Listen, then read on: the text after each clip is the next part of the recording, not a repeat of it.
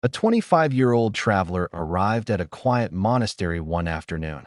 A gentle monk welcomed him with the kind of calm that made silence feel like an answer. The man said he was just passing through, looking for a little serenity before heading back home.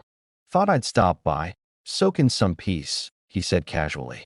But then his words shifted. He hesitated, then admitted, "I'm just tired. Something feels off, like I'm out of sync." He had one of those modern dream jobs, remote, well-paid, loaded with perks. The kind of position people envy from afar. But up close, he looked hollow, like whatever had once lit him up inside had flickered out. By the second day, the mask cracked a little more. "I used to wake up excited," he said, half smiling at the memory. "Now I get up and feel like I'm late for something I can't even name." Then came the third morning. The moment everything changed, the toast incident. At the monastery, technology takes a back seat. Their toaster? It's more campfire than kitchen appliance.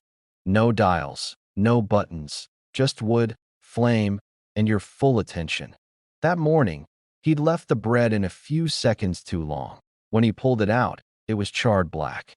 Toast, but barely. It could have doubled as a roofing tile. He stared at it, deflated, then grabbed a spoon and began furiously scraping away the evidence, muttering under his breath, "Stupid toaster, stupid." The monk watched silently for a moment. Then he said, "Eat it." The man looked up. "What? Eat it?" The monk repeated. "Don't fix it. Just try it." The traveler laughed, unsure if this was some weird monastery hazing. But the monk's face was still, steady. So he took a bite. Winced. "It's awful," he admitted. The monk nodded. "Yeah, but it's yours." The words landed strangely.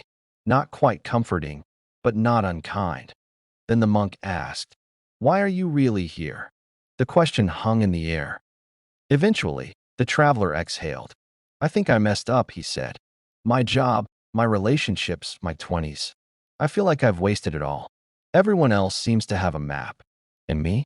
I'm just standing still. Burnout. Like I missed my shot." The monk didn't rush to respond. When he did, it was soft but clear. "You're trying to scrape your life back to something perfect.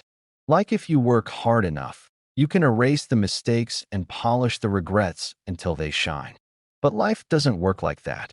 The man went quiet, but the scraping stopped. Something in his posture softened, like he wasn't carrying quite as much. The next morning, he made toast again. This time, he let it burn, deliberately. And then he ate it, slowly, with no spoon, no muttering. And this time, he smiled, just a little. When it came time to leave, he turned to the monk and said, "I think I've been trying so hard to get life right that I forgot. It's not a final draft. It's just breakfast.